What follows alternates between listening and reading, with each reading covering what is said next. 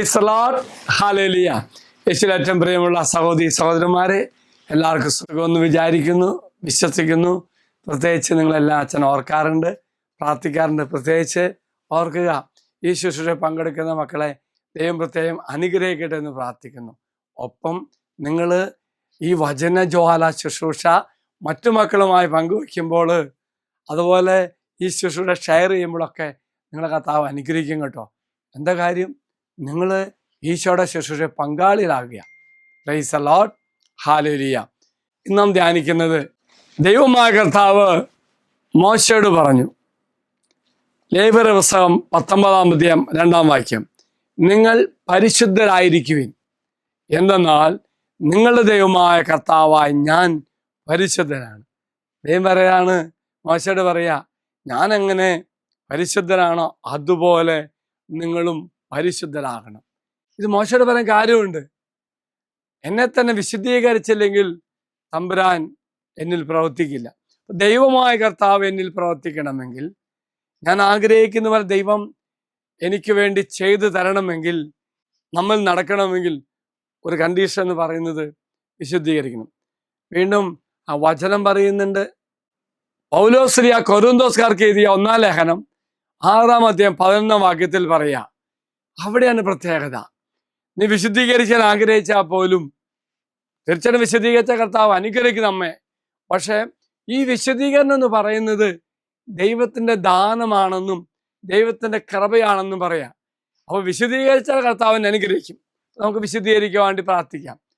അതിലപ്പുറമായിട്ടും നമ്മൾ ആഗ്രഹിക്കുന്ന വിശുദ്ധീകരണം, ദൈവം ആഗ്രഹിക്കുന്ന വിശുദ്ധീകരണം എന്നിൽ സംഭവിക്കണമെങ്കിൽ ആ ദൈവം തന്നെ എന്നെ അനുഗ്രഹിക്കണം. അതാ വചനം പറയുന്നത് 1 കൊരിന്തോസ് 6:11, നിങ്ങൾ കർത്താവായ യേശു ക്രിസ്തുവിന്റെ നാമത്തിലും നമ്മുടെ ദൈവത്തിന്റെ ആത്മാവിലും സ്ഥാനപ്പെടുകയും പൗത്രീകരിക്കപ്പെടുകയും നീതീകരിക്കുകയും ചെയ്തു. Praise the Lord. ഓർക്ക പ്രിയമുള്ളവര്, വചനോർത്ത്, നാം നമ്മുടെ ദൈവത്തിന്റെ ആത്മാവിലും, ദൈവത്തിന്റെ ആത്മാവിലാണ് സ്ഥാനപ്പെടുകയും പൗത്രീകരിക്കപ്പെടുകയും നീതീകരിക്കപ്പെടുകയും ചെയ്യും. വിശുദ്ധീകരണം നീതീകരിക്കപ്പെടലാണ്, സ്ഥാനപ്പെടുന്നതാണ്, പൗത്രീകരിക്കപ്പെടുന്നതാണ്. പക്ഷെ ഇത് ദൈവം തരുന്നതാ, ദൈവത്തിന്റെ കാരുണ്യമാ. അപ്പോൾ നമ്മൾ പ്രാർത്ഥിക്കേണ്ടത്, പ്രിയമുള്ളവരെ, ഞാൻ തമ്പുരാൻ ചോദിക്കുന്നു, ആ തമ്പുരാൻ തരണമെങ്കിൽ അതിലപ്പുറമായിട്ടും ദൈവം എൻ്റെ വിശുദ്ധീകരണം ആഗ്രഹിക്കുന്നു. ഒപ്പം കർത്താവ് എന്താ ഈ പ്രഭാതത്തിൽ പറയുന്നത്? ആ ഒരു വിശുദ്ധീകരണം എന്ന് പറയുന്നത് ദൈവത്തിന്റെ കാരുണ്യമാണ്. പ്രിയമുള്ള സഹോദരി സഹോദരന്മാരെ, ഈ ദിവസം നമുക്ക് ചിന്തിക്കാം, പ്രാർത്ഥിക്കാം, ധ്യാനിക്കാം. എനിക്ക് വിശുദ്ധമായ ജീവിതം നയിക്കണം, വിശുദ്ധീകരിക്കപ്പെടണം. അതിനുവേണ്ടി തീക്ഷണമായി ആഗ്രഹിക്കുക. ഒപ്പം എൻ്റെ ആഗ്രഹം കാണുന്ന കർത്താവ് അവൻ്റെ കാരുണ്യത്തിലേക്ക് ചൊരിയും, ആ വിശുദ്ധീകരണം പൂർണ്ണമാകുകയും ചെയ്യും. ദൈവം നിങ്ങളെല്ലാവരും അനുഗ്രഹിക്കട്ടെ എന്ന് പ്രാർത്ഥിക്കുന്നു. മറക്കരുത്, വിശുദ്ധീകരണം തമ്പുരാൻ തരുന്നതാണ്.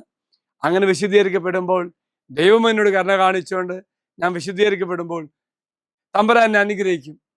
എങ്കിൽ അനുഗ്രഹം പ്രാപിക്കുവാൻ, നമ്മെ തന്നെ വിശുദ്ധീകരിക്കുവാൻ, വിശുദ്ധീകരണം ദൈവത്തിന്റെ കാരുണ്യത്തോടെ പ്രാർത്ഥിച്ച് നേടുവാൻ ദൈവം എല്ലാവരും അനുഗ്രഹിക്കട്ടെ എന്ന് പ്രത്യേകം പ്രാർത്ഥിക്കുന്നു. പരിശുദ്ധ അമ്മ നമുക്കൊരു മാധ്യസ്ഥം പ്രാർത്ഥിക്കട്ടെ. അച്ഛൻ ഈശ്വരാശീർവാദം തരാം. നമ്മുടെ കർത്താവായ ഈശോ മിശിഹായുടെ കൃപയും പിതാവായ ദൈവത്തിന്റെ സ്നേഹവും പരിശുദ്ധാത്മാവിന്റെ സഹവാസവും നമ്മെല്ലാവരോടും കൂടി ഉണ്ടായിരിക്കട്ടെ, ഇപ്പോഴും എപ്പോഴും എന്നേക്കും. ആമേൻ. ഒരു നല്ല ദിവസം അച്ഛൻ ആശംസിക്കുന്നു. മറക്കരുത്, ദൈവത്തിന്റെ കാരണത്താൽ ദൈവം തന്ന വിശുദ്ധീകരണം പ്രാപിച്ചുകൊണ്ട് കൃപ സ്വീകരിക്കുവാൻ കർത്താവ് നമ്മെ എല്ലാവരും അനുഗ്രഹിക്കട്ടെ.